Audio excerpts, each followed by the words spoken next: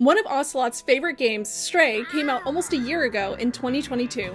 We all got to experience the world as a tiny little kitty cat and get in little kitty cat shenanigans.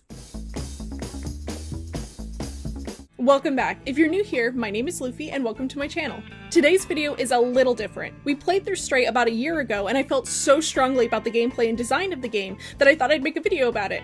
Today's video will have spoilers for Stray. What worked?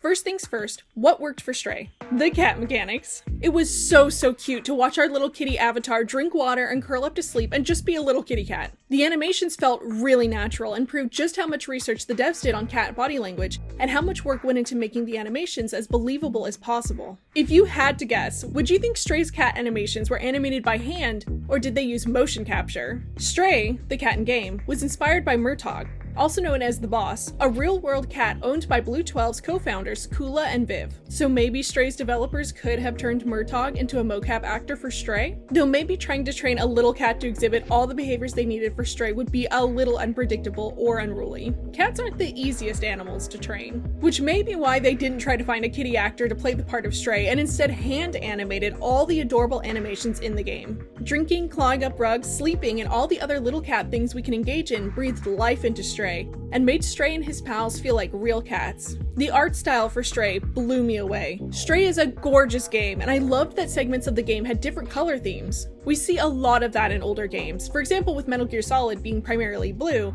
and it's something I've really missed as graphics shift to realism. There are postcards in Stray you can find of the outside world, and the bright colors and almost cartoon-like quality made these postcards pop. The picture of the postcard was in stark contrast to the dark slums in the walled-in city, which drove me to want to get outside the city that much more. Something else that really works for Stray is the level design. It's so rare to play a game that's designed vertically, and it was really a treat. Chapter 4, The Slums, really excelled at this. Not only was there plenty to find vertically, but the level was equally interesting horizontally. Robots were hanging out / doing jobs in every level of the city, and you could interact with them and impact their lives. Rip to the robots I made drop the paint can for the lols, and the robot that had to clean that up.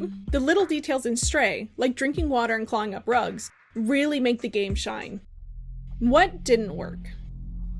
Unfortunately, not everything in Stray worked. Let's take a look at a few of the things that didn't work. Cat mechanics.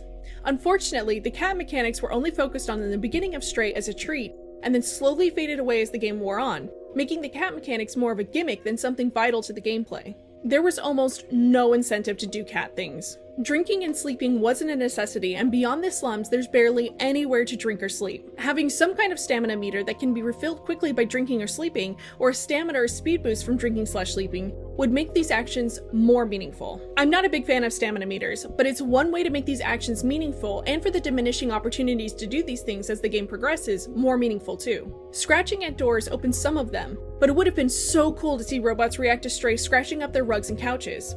They're destroying them, after all. How cool would it have been for a robot to shoo Stray off or bar access to that room for a short period of time? Stray can't attack, which is a really interesting choice knowing how feisty cats are, but if Stray could, sharpening their claws could increase attack power for a short amount of time, until their claws are dull again. There's nothing about Stray that makes it vital that you play as a cat. Stray could have been Spyro the Dragon and it wouldn't have made much of a difference. I was also heartbroken that none of the robots ever pet Stray. I know robots have never seen anything like Stray before, so petting them may not be a logical leap they would make, but still. Let's talk about the sentries. We were supposed to fear them as the enforcers / security, but I couldn't take them seriously. You can knock the walking sentries over easily without any consequence. It honestly seems like the sentries don't even realize they've been knocked over. They just get back up and continue walking around without comment. How are they expected to enforce the rules when a cat can knock them over? Why don't the other robots just push the sentries over when they try to detain them?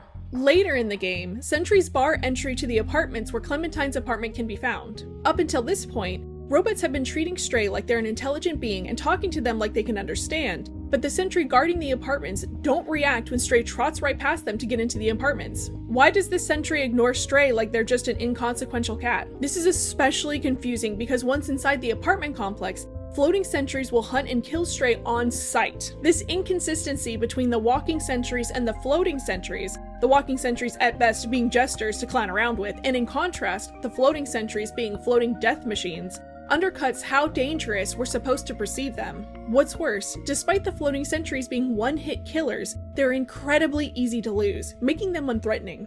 Look at the Guardians from Breath of the Wild. When those things see you, they're a menace. When locked on, it's difficult to escape their piercing gaze, so you'd better hope there's a tree or some ruins to break their line of sight. Another area Stray fell short in is the stealth. Okay, I know I'm biased since I play way too much Metal Gear Solid, but the stealth in Stray was disappointing. We're expected to stealth past enemies, but there's no crouch mechanic. There's a mechanic to call attention to yourself, meowing, but no mechanic to sneak. As it stands, the Zurks pretty much see you in every puzzle regardless of what you do. The Zurks always seeing Stray definitely puts pressure on any puzzle you're trying to solve while being chased down, so there is an advantage to it, but the stealth suffers for it. There's this puzzle with big wooden boards on the ground that you have to lead the Zurks down and around to free up the area you're trying to get to. You can jump over the boards, but the Zurks can't. So you lead them down and then run back and jump over the boards to lose them.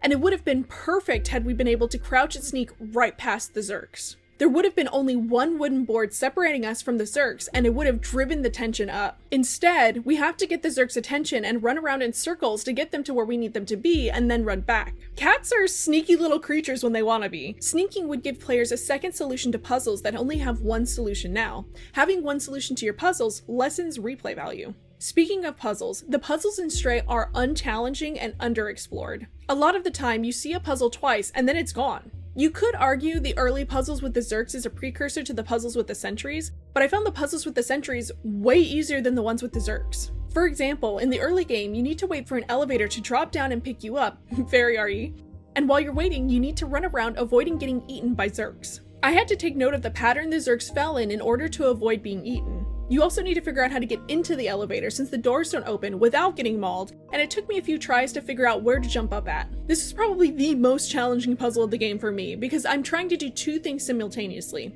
avoid the Zurks and explore how to get into the elevator. In a later puzzle with floating sentries, we have multiple tasks to balance again. Lead the floating sentries into an area where we can trap them without getting shot, and open and close doors with B12 to trap them.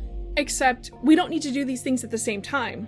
Stray can fit between the poles of the iron doors. So, in the puzzle where there's two doors leading into a room where you can trap the floating sentries, you can leave one closed and one open, run and lead the sentries in, and then slip through the iron bars of the closed door. The floating sentries won't even try to shoot you through the closed door, so once you're on the other side, you're scot-free and can trot back over to the open door and shut it. It's way easier than the elevator puzzle, and honestly, when I did it, I didn't think it was going to be that easy and opened and shut both doors for Stray too. I didn't test to see whether or not you could walk through the door until after I had trapped them, and even then, it was still easier than the elevator. The Zurks may not be able to shoot you from a distance, but there's so many of them and they can break away from one another to surround you, so it makes them far more dangerous. Was the point to make the Zurks more dangerous/deadly than the sentries? From a story perspective, that's really interesting since the robots are uneasy around the sentries but fear the Zurks. But from a gameplay perspective, it makes the game ramp down instead of up, which makes the puzzles easy. The puzzles being easy and the gameplay ramping down is bad enough, but the biggest disappointment for me was the storyline. Stray isn't about the little kitty cat you control. B12, the robot that accompanies Stray, is. I picked up Stray because I wanted to play as a cat, not a companion animal to a little robot. Stray doesn't have a motivation beat per beat, just an overarching motivation to get back outside, to hopefully meet back up with their friends. B12 has motivations though. Find objects that jolt his memories back. As soon as the robots had intelligible text boxes, and we could store items to carry them around, it lost me. I'm not playing a cat game. I'm a human playing as a cat in a video game. Every time the robots talked/we stored items, it broke immersion for me. I know B12 translated the speech, but he's translating it into cat, and everything translates understandably? How does that make sense? It would have been so much neater to have the robots talk at Stray, and then we, the player, have to figure out what they mean based on context clues. There's a segment toward the end of the game that plays it exactly like that, and it's one of the most enriching moments of the game. Why would a cat care about collecting energy drinks to get a poncho to give a cold robot? Why were there no cat-centric goals in this game? The lack of cat-centric goals makes it feel like B12 is the one collecting items to trade and give to other robots, and that Stray is just his vessel to get those items. Again, Stray is supposed to be the main character. If Stray was supposed to play as the companion animal to B12, then why didn't we see more of B12 trying to coax Stray into fulfilling story objectives? B12 was Stray's support, but Stray's goals/motivations make no sense if they're just a little kitty cat that fell into the walled-off city. Would I play it again? Well, yeah, duh, we get to be a little kitty cat! If we weren't a little kitty cat, though, like if we were some animal... Just kidding, if we were any animal, I'd play it again. I'd play it if we had to be a stranded tuna fish the entire game. I played Magikarp Jump for months, and you're not even the fish flopping around. You're just watching the fish flop around and do their thing. If I were a tiny, cat-sized human though, maybe not. Most of Stray's charm comes from the playable character being a cat. This game is a 7 out of 10 for me because of the cat factor. Without it though, it'd probably be more of a 5 or a 6.